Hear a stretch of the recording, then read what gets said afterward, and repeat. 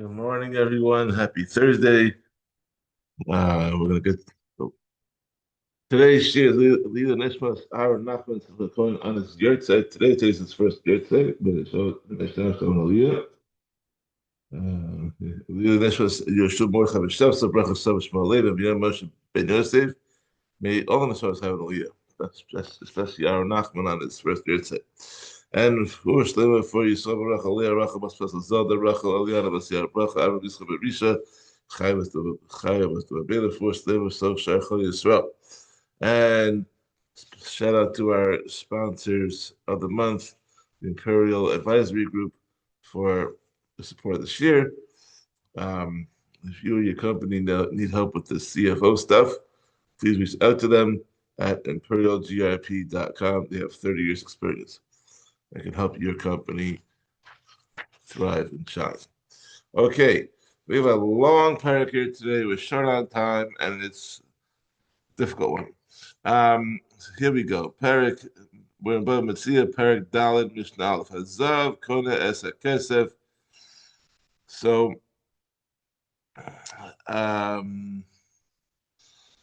okay, so we know that Perek Hazav is a difficult Perek. So let's do our best. Um, when you have tangible items, say like a thermos or a box of tissues or whatever it is, you can those things cannot, in order to acquire them, yeah, you have to pay for them, but you also have to physically lift it up or or schlep it. You lift it up. That's called hagba. Or if you're drawing it from where it is, that's called mashicha. Once he does any of those acts of kinyanim, he takes over ownership of them, even if he has not yet paid for them. Um, but before he makes a kinyan, he does not own the item, even if you already paid the seller for it. So you need to have a mashicha at or hagbah even before you paid for it. So now, what happens when you have two people who are trading different types of coins? So which coins are the ones that are being bought, and which coins are the ones paying for the purchase? So the trade will be final only when the coin that is being bought is taken by the person buying it. So let's see. Hazav konas kesef. Gold coins are traded for silver coins. You're taking the gold coins because it's the other person to acquire the silver coins. This that's because the gold coins are considered the object being bought, so that a kinyan on them completes the sale. As kesef eno kona as a zav. But taking the silver coins does not cause the other person to acquire the gold, because the silver coins are considered the money in this exchange. And taking money for an item does not complete its sale. So if you go into the store, you want to buy gold. Okay, so how are you paying for gold? In today's day, you're buying gold with money. Okay, so um, so if you are when you acquired the gold, and the other person gets the money. That's what we're saying over here.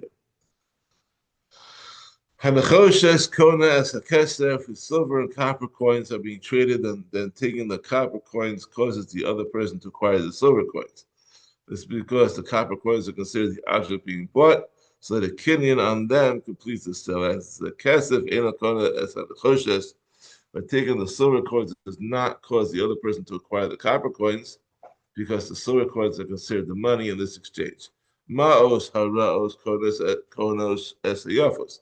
If coins that are still in use in that country are traded for those that have been taken out of circulation, you're taking the bad ones, causes the other person to acquire the good ones, because the bad coins are considered the object being bought. Like because they nowadays you can buy, let's say, a $500 bill from many years ago. That's not in circulation.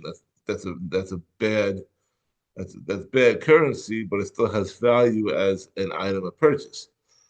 Yafos eno konos es haros. But taking the good ones does not cause the other person to acquire the bad ones, since the good coins are considered the money in this exchange. Asimon kona es hamatbeya. If a minted coin is being traded for an unminted coin, taking the unminted coin causes the other person to acquire the minted coin, because the unminted coin is considered the object being bought. But taking the minted coin does not cause the other person to acquire the unminted coin, because the minted coin is not it, because the minted coin is the money. Taking movable objects causes the seller to acquire the coin that is given in payment. But taking the coin does not cause the buyer to acquire the movable objects. This is the rule with regard to trading one movable object for another, that all movable objects acquire one another. As soon as one person takes one of the objects, the other person acquires the other object, whatever it is, and the deal is final. So, Mishnah Bay's Kate said, how so? Why is it that taking the gold or copper coins acquires the silver coins, but taking the silver coins does not acquire the gold or copper ones? Because the general rule is that when a person buys produce, if the buyer drew the produce from the seller but did not yet give him the money, and he cannot back out of the sale, because to take the produce is the kinyan that makes the sale final. In contrast, if the buyer gave the seller money but did not yet draw the produce from him, you can back out of the sale. Uh, since gold and copper coins are considered produce in comparison to silver coins, when gold or copper coins are traded for silver coins, then taking the gold or copper acquires the silver, but taking the silver does not acquire the gold or copper, because the silver is considered to be the currency and the other ones are not. The Chachamim said that although a person could technically back out of a sale even after the money was given, the one who punished his people of the generation of the flood and of the generation of the dispersion for their sins, who asid he will someday punish the person who does not stand by his word and backs out of the deal after the money has been paid. I mean, I guess the real question is over here: how does this work in a grocery store? You go into a grocery store, you're shopping for Shabbos. Today's Thursday, you're shopping for Shabbos today. So you go around the store, you put stuff in the cart. So are you coding the stuff once it goes into your cart? So if your wife calls you on the phone and says, "Oh, we have a pack of chicken in the freezer, but I'm gonna take that out for Shabbos. I don't need the pack of chicken from the store." So you have to go back and return the pack of chicken to they just took from the display case into your cart. Can you put that back into the display case? Is that issue we're talking about? Or if you buy too much on Thursday and you want to return like a bag of chips or whatever, box of tissues, you want to return it to the store on Sunday, are you allowed to make returns? I mean, I mean, we do that regularly nowadays, but how does that play with the Mishnah? I don't know. Rabbi Shimon says, the one who has the money in his hand has the upper hand. Once the buyer has paid the seller, then the seller can back out of the sale, but not the buyer. Mishnah Gimel, Ha'onah, Arba, Kesef, Be'esif, Arba, Kesef, the seller. The amount of considered Onah is price fraud. The rest of the chapter is going to deal with price fraud. Means that that person cannot take advantage of someone who does not know the true price of an item by selling it to him for more than the market value, or buying it from him for less than the market value. If the difference between the market value and the price paid is significant enough, the person who was cheated can demand to be paid back the money, the amount that he was cheated. So we're going to talk about that now. So the amount considered to be owed is 4 silver miles for an item sold for a seller when the seller is worth 24 silver dinar and 4 dinars to a mikach. I mean, in other words, if the market value of the item was 24 maz, and the price paid was either 4 ma,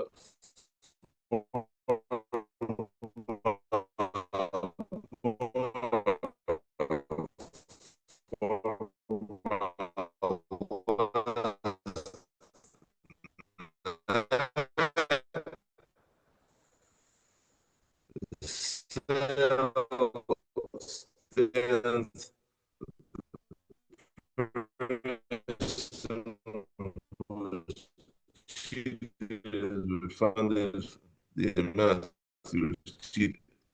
And Adma said, so when is he permitted to return the item he bought or demand to be paid back the difference in price? I could issue the sagar or the crow. Enough time has passed to show and say whether he was cheated, the person to give him back the difference. The load, right?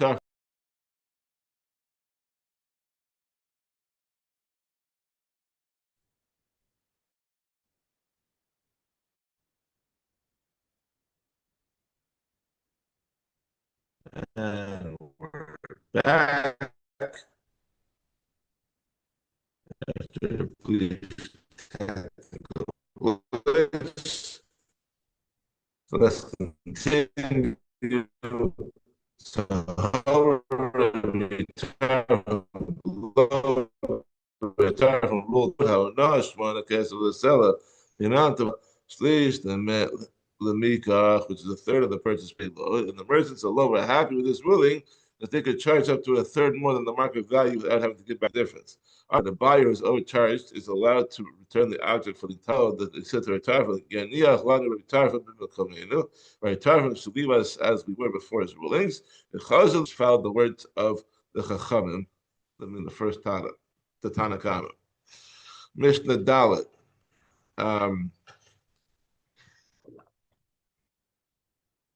Who is subject to the laws of and or no. Both the buyer and the seller are subject to the halachos of anah if they cheat each other by overcharging or underpaying by amount equal to a sixth of the value, and the other side can demand a refund.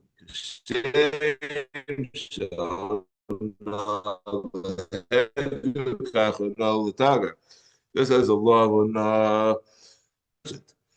So even though a merchant assumes that he forgive the amount, eight or no the tagar, he knows the market value of the object. Me shahuta alav yado al el yona. The person upon whom the no is imposed has the upper hand in terms of how to sell the matter. Ratza Omar Titin. Ratza Omar Tin Lima Usai.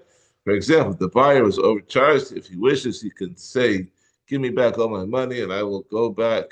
I will give you back the island." What? Oh, Tin Limasha. Oh, Nisan. Oh, Nesani. Or you can say, "Give me back the amount you cheated me, and I will keep the item." He has options. Mishnah Hey. Kama tehei asalach asera lo yeheba or not. How much can a seller coin be missing and not be a problem who knows if it was used as its minted value? So back in the day, coins were made of precious metals, and their value is based on the weight. So, like 1 seller of gold was actual the weight. So therefore, even though the coins had a certain value when they were minted, they were actually worth less when they got worn down from use. Nowadays, a quarter is a quarter, regardless of what the weight is. Because they took the money off the gold standard years ago, and I think it was Nixon maybe that did that, and therefore doesn't have the value of gold in it. So Reb Meir, by the times of the Mishnah, they did. Reb Meir says Arba Isarun. It can be missing up to 4 Isars. Isar the dinar, which is 1 Isar for every dinar. And the seller would mean that it can be missing up to 1/24 of the weight of the seller. Rabbi Yehuda says Arba Pudjanos can be missing up to 4 Pudjones. Pidjon the dinar, which is 1 Pidjon for each dinar in the seller, or up to 1/12 of the weight of the seller. Rabbi Shimon says, Shmona Pujonos, it can be missing up to 8 Pujonos, Shnei Pujonos the dinar. Or to 2 Pujonos for each dinar in the seller, or up to 1/6 of the weight. Okay, Mishnah Vav. Okay. On my side, until when may he give back a 1 coin and demand a new one in its place? But Krachim in the big cities, until enough time has passed to show the coin to a money changer, we can evaluate how much it has worn down. And in the villages where there are no money changers, so he has until Friday when he must buy food for Shabbos. He will then see whether the sellers accept the coin at face value. If the person who gave him the coin recognizes it as the one he gave, I feel Akarshtem was a Chodesh B'Kabba Himena. And even after 12 months had passed, he should accept it back of him and replace it with a newer coin. However, if he refuses to do so, the person who received the coin has only a complaint against him. He has no legal claim because it is his own fault they did not give the coin back during the time that was allowed. Okay. But notice the Meshacheni, one can give the worn down coin to Meshacheni. You could transfer Kedusha's Meshacheni onto it. Meshacheni, you could take the produce that's outside Yerushalayim and be poda it onto money and take the money up to Yerushalayim. And he need not be concerned that he is not considered minted anymore. Because anyone refusing to treat it as a coin is just being mean-spirited. Mishnah Zayin. Ha'ona abra kesef. The amount considered ona is 4 silver ma for an item worth a seller. A person who admits to a part of a monetary claim is obligated to swear only if the claim is for at least 2 silver ma's, the halda pruta, and the admission of at least the value of a pruta.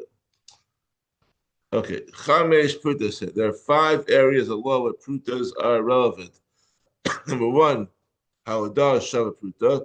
Person who admits to part of a claim has to swear only if the admission is at least the value of a pruta, as we just said above. Number 2, Isha miskadesh is that a woman can be betrothed with money or with something worth money only if it has the value of at least a pruta. Number 3, someone who derives benefit from that is worth a pruta from property of the Beis Hamikdash has committed me'ila. Number 4, motzi shar pruta chayav hachris is someone who finds an object worth at least a pruta is chayav to announce the fine so he can return it. And number 5, someone who robs his fellow of something worth at least a pruta and swears to him that he does not owe anything and then admits that he lied.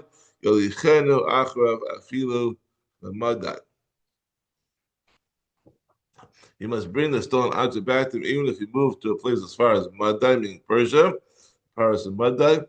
You cannot simply give it to an agent of the person who was robbed, because the robber who swears falsely about not owning, by not owing, cannot receive kapara for a sin until the object is actually received by the person who was robbed. Mishnah Ches, Chamisha Chum Shin. There are 5 situations in which fifths must be added to the principle.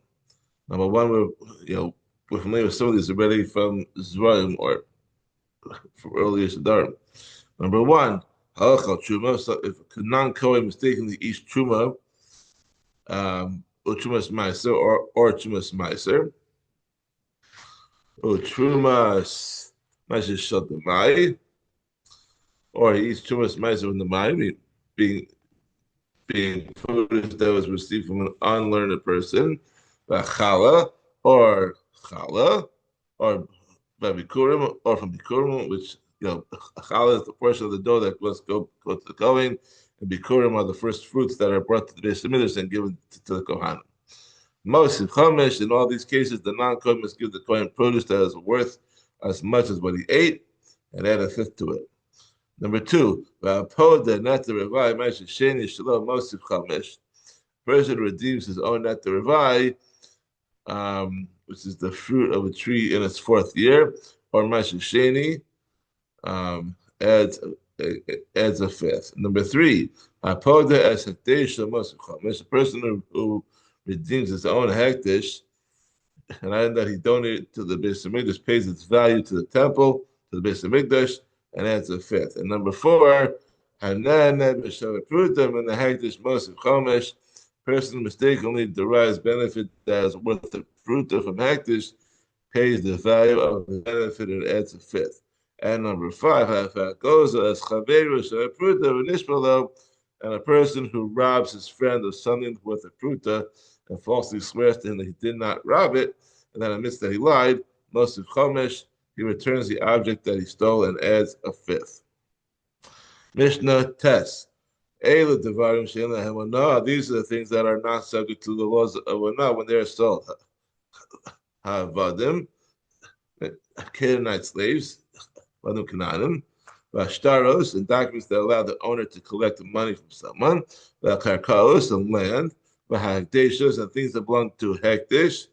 Even if there's a difference of 1/6 between the market price and the amount charged for these items, the wrong party cannot demand the refund. And these are all learned from the Psukim about Onah in maybe Emor, Kadoshim. I don't remember that. Okay.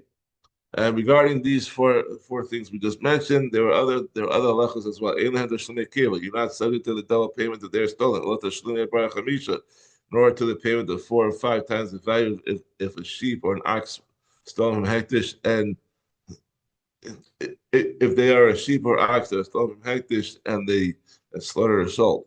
Shomer chinam eno nishba, an unpaid shomer who is given one of these items to watch and claims that it was stolen or lost does not have to swear that he was not negligent in watching it. But no say sachar eno shalim, the paid shomer does not have to pay for them if they were stolen or lost. All these are learned from the psukim dealing with these laws. Shimon says, Kachim, Shehu Chai Bachyosan, Kachim, for which the person is responsible, they must replace if they are lost. They are chayav to the laws of Onah, because they consider his property. So if those which the person is not responsible, which he does not have to replace if they are lost, they are not chayav to the laws of Onah because they're not considered his property. Rabbi Yehuda says, Sefer Torah, even when someone sells a Sefer Torah, behema, or an animal, or margalis, or a pearl, Onah, they are not chayav to the law to Onah because the person is sometimes willing to pay a high price for them. Amru lo, the Chacham said to Yehuda, Lo Amru Ella Es Elu. When the Chachamim listened, the items excluded from Onah, they stated only these 4 items mentioned above. We cannot expand the list to include other items. Mishnah Yud.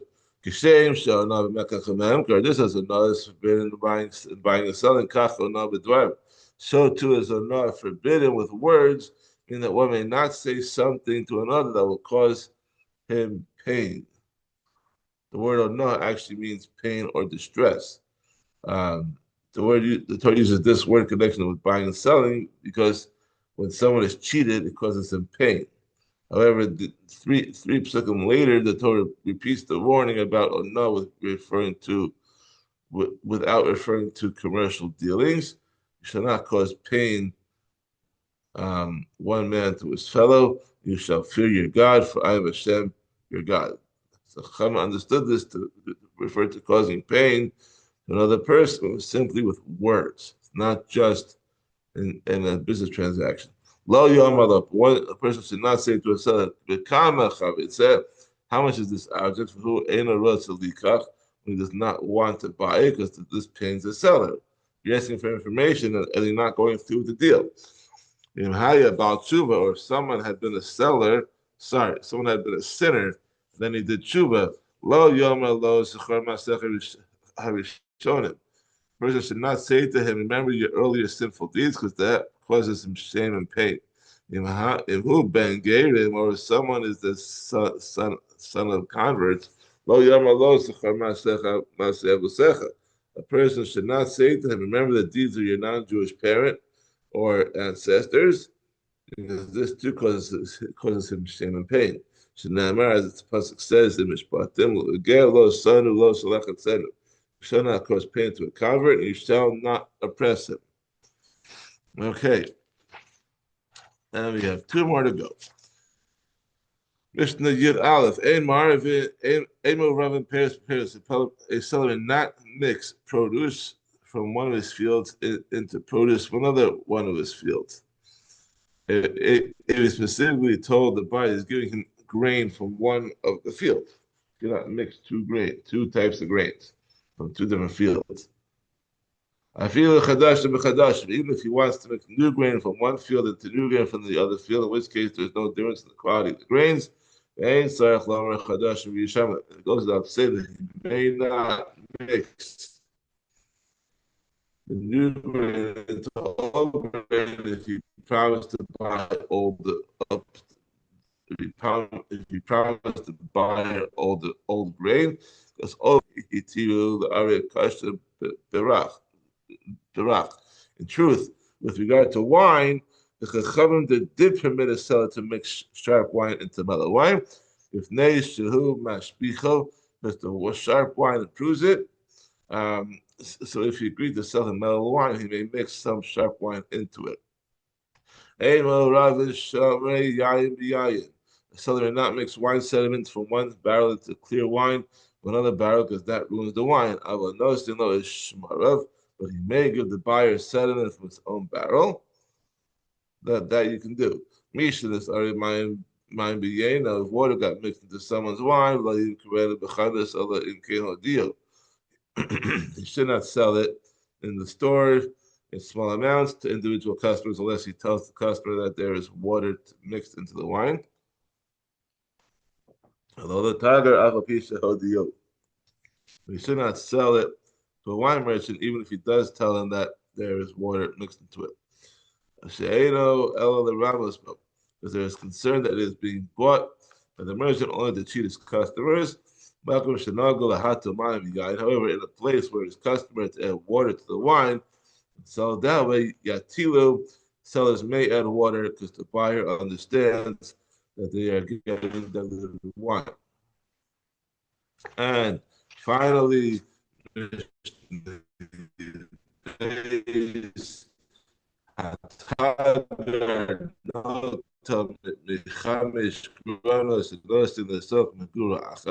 merchant may take 5 different people and put all the and he may take wine from 5 wine presses and put it all into one vat. As buyers are aware that wholesale merchants typically do this, this is only as long as the merchant does not intend to mix a little bit of low quality merchandise into mostly high quality merchandise while having buyers believe that it's all high quality.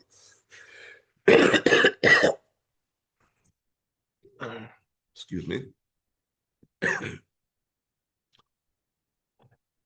Rabbi Yehuda says, "Lo yichalek hachem v'niklayas ve'goz l'tinokus." The shopkeeper should not give out toast to weak girls and nuts to the children who visit the store.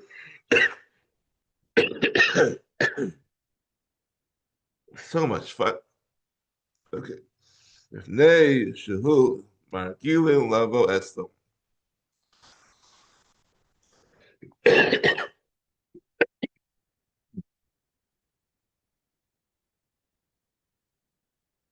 I apologize for the disruptions of my coffee.